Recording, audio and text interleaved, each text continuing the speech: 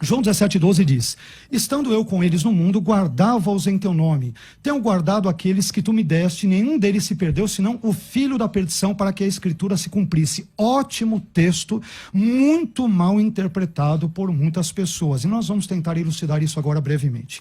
O que significa a expressão o filho da perdição? É a expressão grega horuios tesapoleias, o filho da perdição, que também aparece aplicado ao anticristo em 2 Tessalonicenses capítulo 2, versículo 3.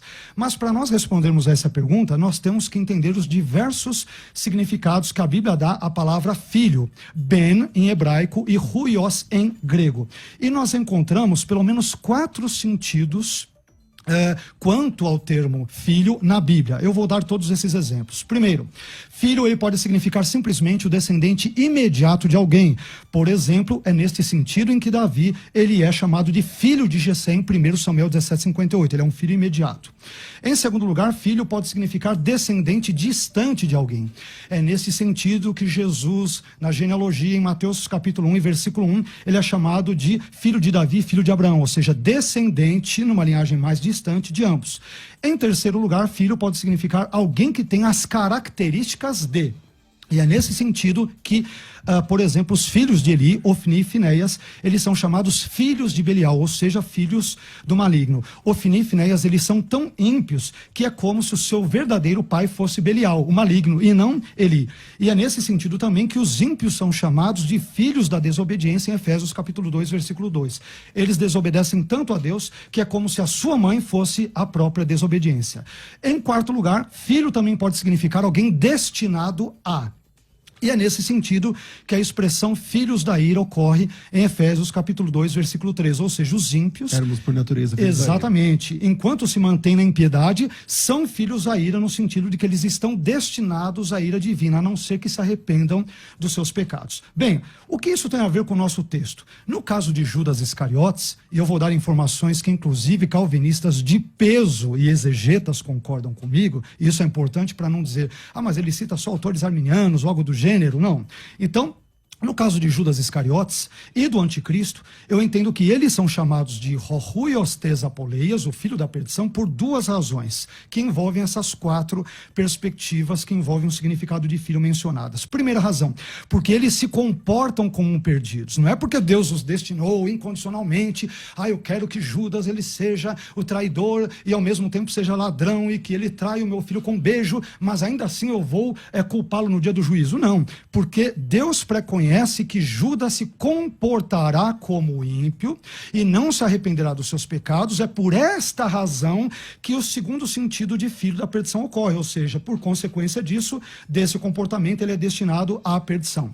Segundo D.A. Carson, que é um importantíssimo exegeta e biblista calvinista do Novo Testamento, um ótimo autor, ele diz o seguinte: a expressão filho da perdição poderia referir-se ou ao caráter de Judas, que é exatamente o que eu estou defendendo, ou ao destino de Judas. Eu já misturo as duas coisas, eu divido um pouquinho de Carson, mas é interessante porque ele é honesto na explicação. As duas possibilidades são verdadeiras. Já de acordo com Leon Morris, um anglicano calvinista, a expressão filho da perdição significa caracterizado pela perdição.